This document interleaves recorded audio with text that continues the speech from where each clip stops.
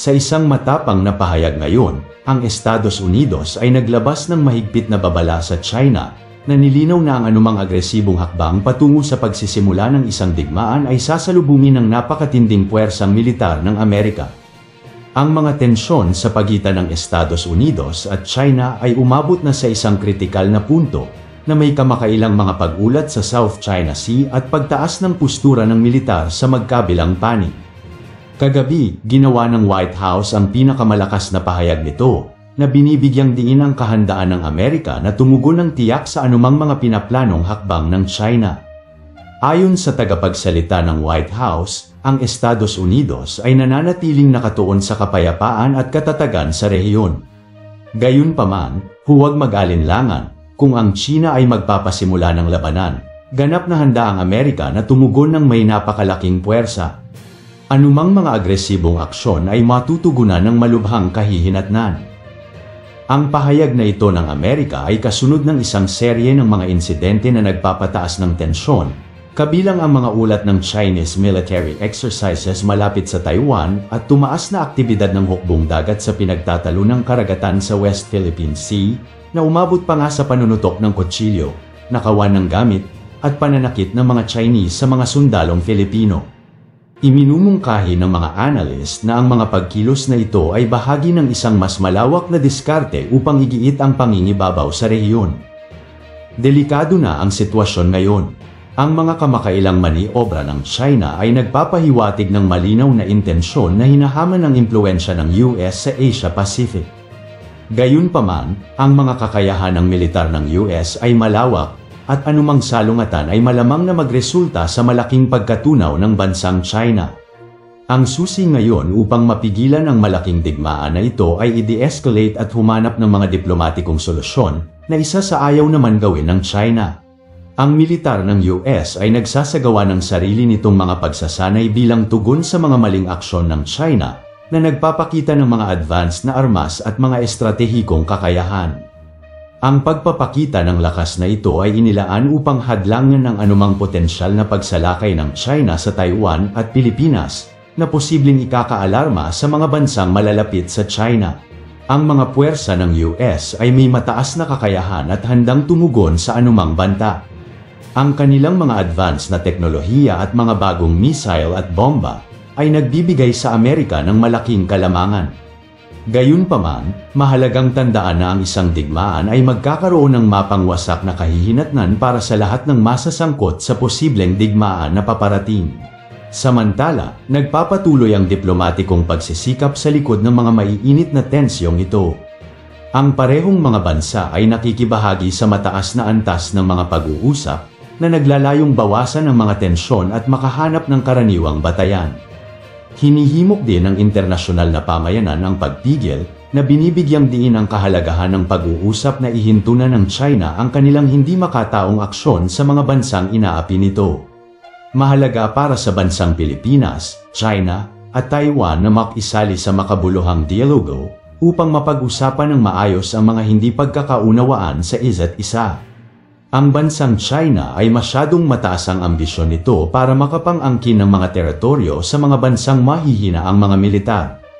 Ang mapayapang resolusyon lang ang tanging makakapagbigay ng tamang pag-iisip sa China na ihinto ang mga masasamang layunin nito sa mga kalapit na bansa. Habang pinagmamasdan ng mundo ang mga pinaggagawa ng China sa karagatan, nananatili pa rin ang pag-asa na mananaig ang may mabuting pag-iisip para sa ikabubuti ng kanyang mga mamamayan. Ang mga kahihinatnan ng isang salungatan sa mga bansang inaapi ng China ay magiging kakilakilabot na makakaapekto hindi lamang sa mga sangkot na bansa kundi sa buong pandaigdigang komunidad. Nilinaw naman ng presidente ng Amerika na hindi nito iiwanan ang bansang Pilipinas kung sakaling magdeklara na ang China ng giyera. Dagdag pa ng Amerika, ang ugnayan ng Pilipinas at Estados Unidos ay parang isang magkakapatid, na noon pa man ay hindi na pinababayaan ng Amerika ang bansang Pilipinas, lalo na ngayon na mas marami ng banta at pang-aabuso ang ginawa ng China sa Pilipinas, na humantong na sa pisikalan at sakitan. Ayon pa sa Amerika, panahon na para gamitin ng Pilipinas ang Mutual Defense Treaty para maumpisahan na ng Estados Unidos ang mga hakbang na dapat nilang gawin sa China.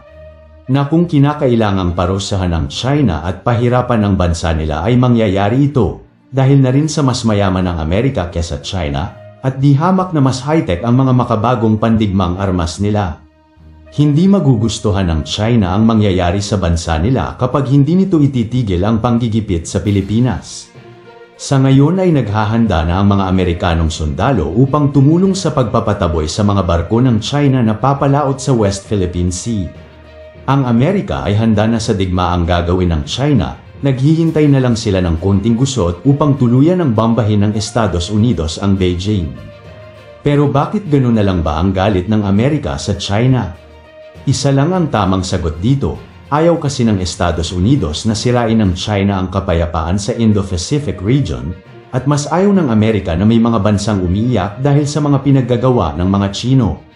Ang Estados Unidos ay hindi magdadalawang isip na tulungan ng mga bansang inaapi at inaagawan ng karapatan. Kung kinakailangang burahin sa mapa ang bansang China, ay gagawin nila ito para sa ikabubuti ng lahat at para na din mawala ang sakim na bansa sa mundong ito. Magpapadala na rin ang Amerika ng mga karagdagang fighter jets at warships sa Pilipinas upang tutukan ang mga bagong rebelasyong ito na kinasasangkutan ng China sa West Philippine Sea.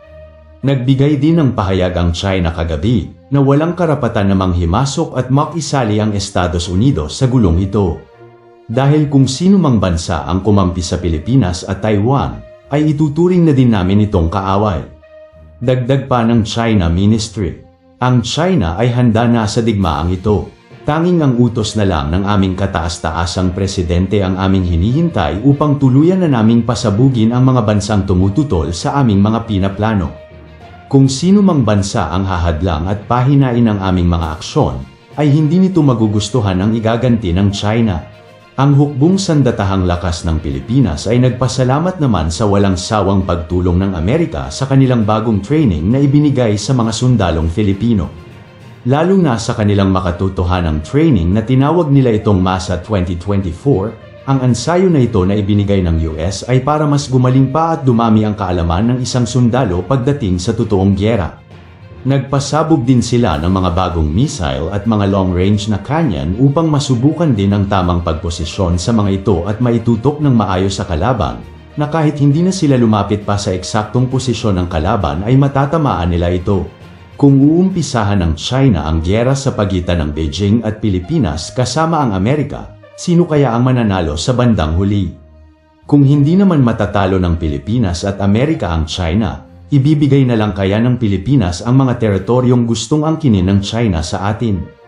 Pero kung sakaling ibigay din ng Pilipinas ang mga teritoryong ito, darating din ang panahon na buong Pilipinas na ang kanilang sasakupin at mapapalitan na ang pangalan ng Pilipinas na People's Republic of China. Ikaw, Idol, ano ang masasabi mo sa mga masasamang aksyon ng China laban sa ating bansa? Sang-ayon ka ba na dapat nang gamitin ang Mutual Defense Treaty upang matakot naman ang China sa Pilipinas dahil sasali na ang Amerika? Hanggang dito na lang po mga idol, maraming salamat po sa inyong lahat at mabuhay po kayo.